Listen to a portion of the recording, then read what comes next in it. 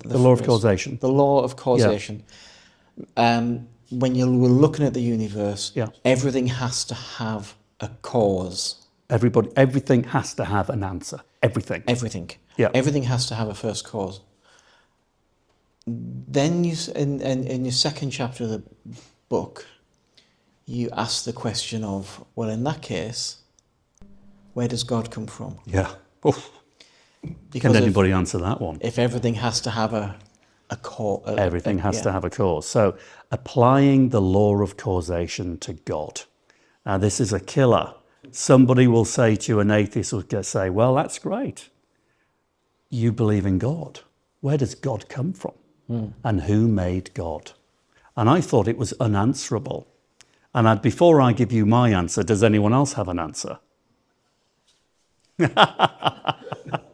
It's a tough one. Have we got one? Yes.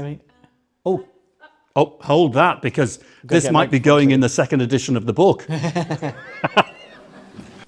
I was just thinking that, doesn't the law of causation imply that it would be impossible to actually apply that to God, because it would create so many complex webs that it would be almost impossible to pick that apart and make it as simple as X must always imply Y, therefore God must have created the universe. And so you kind of have to concede to the mystery in a way. Good. Does that make sense? It makes sense to me. So the law of causation applies to everything in this universe. Everything. You, historical events, the Battle of Waterloo, you can trace it all the way back to a beginning, a cause. Everything in the universe must explain itself. But if God made the universe, he didn't make it from within the universe. He made it from somewhere outside of the universe, a mysterious place we will never have the capacity to understand. He did not make it from within, so he comes from somewhere else, outside of the universe. That's where he comes from. So who made God? Well, if God made the universe, he made all scientific laws, including the law of causation. Yes. But because if he made it and he comes from outside of our universe, God does not come under the law of causation. So if he made our universe, in other words, he made time, space, and matter, it means he comes from beyond time, sense, and matter. And the only way we can describe that is eternity.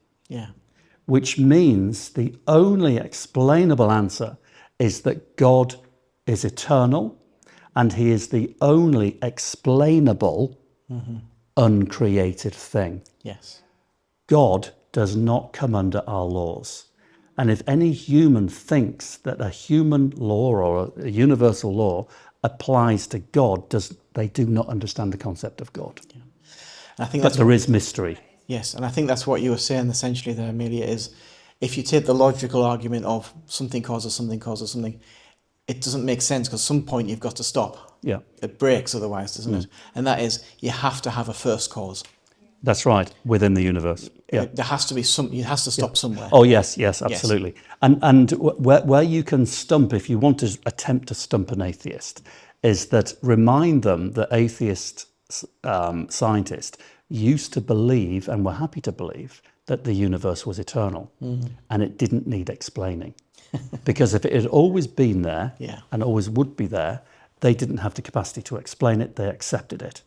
God now fits that bill. Yes. God is the only eternal thing that does not require, or can have an explanation. Yes. He is eternal. That's it. And if you get to that point, it's maybe not as satisfying as you would like it to be, because you'd like it to know that he was born at 3 Acacia Avenue somewhere in Billingham, right? But we can't. There has to be the mystery. We will never know everything. We're not intelligent enough. But if you believe in God, you believe that one day you will know everything. Yeah, that's good.